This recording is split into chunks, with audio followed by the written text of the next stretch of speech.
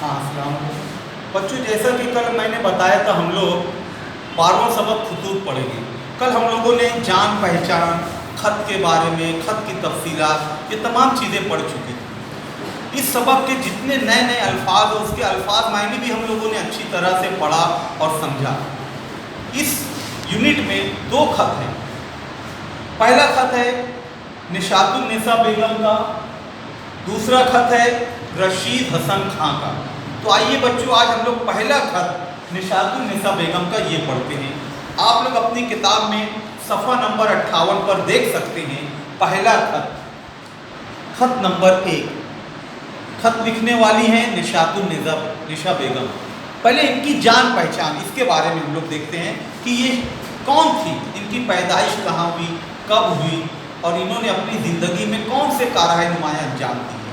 तो जान पहचान में हम देखते हैं निशातुन्निसा बेगम के बारे में कि ये सन 1885 में मोहान, जिसे उन्नाव कहा जाता है, अवध के एक मुअज़्ज़िज़ घराने में पैदा हुई सन 1885 में। इनके वालिद सैयद बशीर मोहानी हैदराबाद हाई कोर्ट में वकील थे। इन्हें मजहबी तालीम के अलावा उर्दू, फारसी और अरबी ज़बान की तालीम भी दी गई।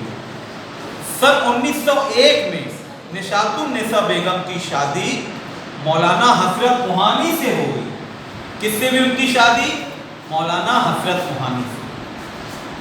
हसरत मोहानी एक मुजाहिद आज़ादी और बेबाक साफ़ी थे। मुजाहिद आज़ादी यानी जिनको आज़ादी की सच्ची तड़प थी, आज़ादी हासिल करने के लिए अंग्रेज़ों से जिन लोगों ने लोहा लिया, अंग्रेज़ों से जिन लोग लड़े, उनको कहा जाता था मुजाहिद आज़ादी। आज़ादी हासिल करने में जिनका बहुत बड़ा रोल रहा है। और बेबाक सहाफ़ी थे। बेबाक यानी बगैर किसी के डरे हुए लिखने वाले, अखबारों में, रिसालों में, मैगज़ीन में, उन्हें कहा जाता था बेबाक सहाफ़ी। मौलाना हसरत मोहानी की सियासी और समाजी सरगर्मियों में उनकी बेगम निशातुन्निसा ने बहुत साथ दिया। उनकी